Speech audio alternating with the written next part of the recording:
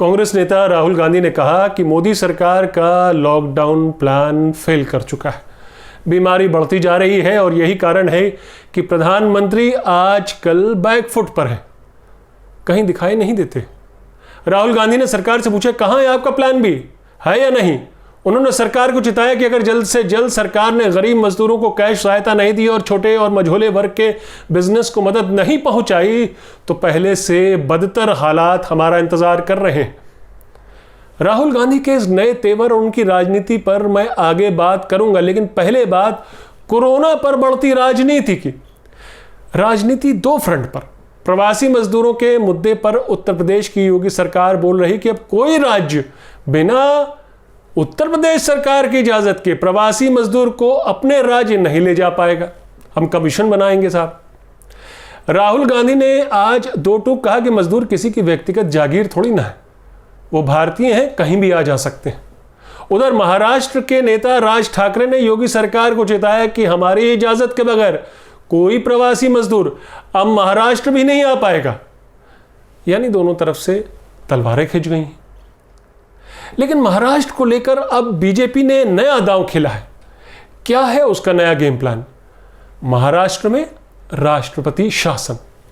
BJP नेता नारायण राणे ने महाराष्ट्र के गवर्नर कोश्यारी से मिलकर राष्ट्रपति शासन लगाने की मांग की है। उनका कहना है कि राज्य सरकार कोरोना से निपटने में नाकाम रही है। उधर देर रात शरद पवार और मुख्यमंत्री उद्धव ठाकरे की भी मुलाकात हुई, सोमवार देर रात। लेकिन इस मीटिंग में कांग्रेस शामिल नहीं थी। राहुल गांधी के ताजा बयान ने कोलिशन सरकार की कोरोना हैंडलिंग और उस पर उठते सवाल को और बल दिया है। आखिर क्या पक रहा है महाराष्ट्र की राजनीति में? क्या कोरोना के जरिए बीजेपी दोबारा महाराष्ट्र की सत्ता में वापस आने का सपना देख रही है? क्या वो सफल हो पाएगी? नमस्कार, मैं हूं आपका न्यूज़ बाज प्रभात शुंगलू। मेरा आज का सवाल, क्या महाराष्ट्र में राष्ट्रपति शासन लगना चाहिए? अपने जवाब हां या ना में जरूर दीजिएगा। नारायण राणे ने राज्यपाल बीएस कोश्यारी से मिलकर कहा कि उद्धव ठाकरे की अगुवाई वाली महाविकास अघाड़ी की सरकार को कोरोना की मिसहैंडलिंग के चलते सत्ता में बने रहने का हक नहीं है। दरअसल वो सत्ता चलाना जानती ही नहीं, प्रशासन चलाना जानती ही नहीं।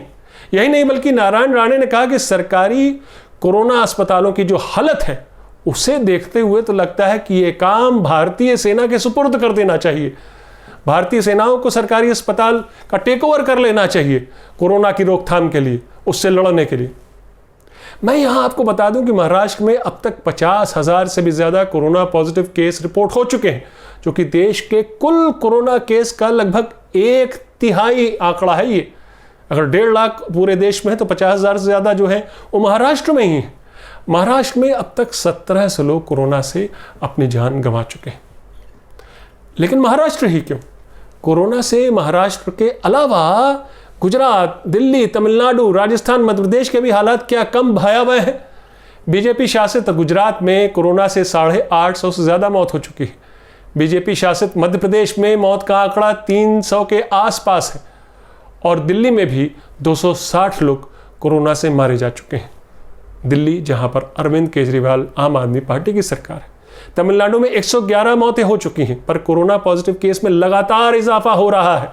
700-800 केसेस रोज आ रहे हैं और ये कुल तमिलनाडु में कोरोना के मामले जो हैं 16,000 का आंकड़ा पार कर चुके हैं। बीजेपी शासित कर्नाटक में रोज 100 केस रिपोर्ट हो रहे हैं। बिहार में कोरोना अपनी पैठ जमा चुका है, पहले जो नहीं था या कम था, अब लगातार केसेस बढ़ रहे हैं। और बीजेपी शासित असम अब कोरोना पॉजिटिव केस में लगातार इजाफा देख रहा है, जहां अभी 2 हफ्ते पहले तक भी एक भी केस नहीं था उस असम में। यानी देखा जाए तो महाराष्ट्र ही नहीं, दूसरे और ज्यादातर बीजेपी शासित राज्य जिसमें पार्टी के पुराने दिग्गज सरकार चला रहे हैं, वो भी कोरोना की रोकथाम में फेल हुए, नाकाम हुए। शिवसेना नेता संजय राउत तो गुजरात में राष्ट्रपति शासन लगाने के पक्ष में है, ठीक उन्हीं कारणों के लिए जिन कारणों के लिए बीजेपी नेता नारायण राणे महाराष्ट्र में राष्ट्रपति शासन की पैरवी कर रहे हैं। लेकिन सवाल यह है कि गुजरात वैसे भी बीजेपी शासित प्रदेश है। क्या संजय राउत को यह पता नहीं? वहां राष्ट्रपति शासन का मतलब बीजेपी का ही शासन। क्या ऐसा संभव है? कतई नहीं। लेकिन महाराष्ट्र में बीजेपी की सरकार नहीं है, बल्कि बीजेपी के पुराने दोस्त से दुश्मन बनी शिवसेना की अगुवाई वाली महाविकास अघाड़ी की सरकार है, जिसने बीजेपी को हटाकर सत्ता काबिज की थी, और जिस कोलिशन में कांग्रेस भी है, एनसीपी भी है। यानी कुछ नया जरूर पक रहा है महाराष्ट्र की राजनीति में। लगता है कुछ पुराने जख्म फिर उभर कर सामने आने लगे हैं। इसलिए ये सवाल उठना लाजमी है कि क्या बीजेपी को दोबारा सत्ता में लौटने की उम्मीद बंध रही? क्या बीजेपी को लग रहा कि राष्ट्रपति शासन के लिए उद्धव ठाकरे सरकार ने जमीन तैयार कर दी है? वैसे पिछले दिनों गवर्नर कोश्यारी से एनसीपी सुप्रीमो शरद पवार और प्रफुल्ल पटेल भी मिले। शरद पवार ने अपने ताज़ा इंटरव्यू में जो उन्होंने एनडीटीवी को दिया, उसमें कहा कि महाविकास अघाड़ी के सभी सदस्य, सभी कोलिशन पार्टनर्स पूरी मजबूती से एक दूसरे के साथ खड़े हैं और देवेंद्र फडणवीस के दोबारा मुख्यमंत्री बनने के मंसूबों को वो कभी कामयाब नहीं होने देंगे। फडणवीस खामखा इम्पेशेंट हो रहे हैं और हमारे सारे विधायक हमारे साथ हैं। बल्कि शरद पवार ने यहां तक कहा कि हमारे गठबंधन को तोड़ने की कोशिश को पब्लिक कतई बर्दाश्त नहीं करेगी। उद्धव ठाकरे की अगुवाई वाली महाविकास अघाड़ी की कांग्रेस भी पार्टनर है, जैसा कि मैंने बताया और जैसा कि आपको मालूम भी है। लेकिन सोमवार रात शरद पवार और ठाकरे की मुलाकात जो हुई है, करीब 1.5 घंटा बातचीत हुई, उसमें कांग्रेस की नुमाइंदगी नहीं थी। कांग्रेस की तरफ से कोई नहीं था, कोई बड़ा नेता।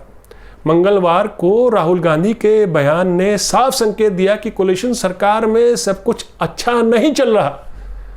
राहुल गांधी ने क्या कहा? राहुल गांधी ने मंगलवार प्रेस कॉन्फ्रेंस में वीडियो कॉन्फ्रेंसिंग के जरिए जो उन्होंने की, उसमें उन्होंने कहा एक सवाल के जवाब में कि सरकार चलाने और सरकार को सपोर्ट करने में फर्क है। यानी सरकार तो वो पंजाब और राजस्थान में चला रहे हैं, छत्तीसगढ़ में चला रहे हैं और यहाँ पे सपोर्ट कर रहे हैं।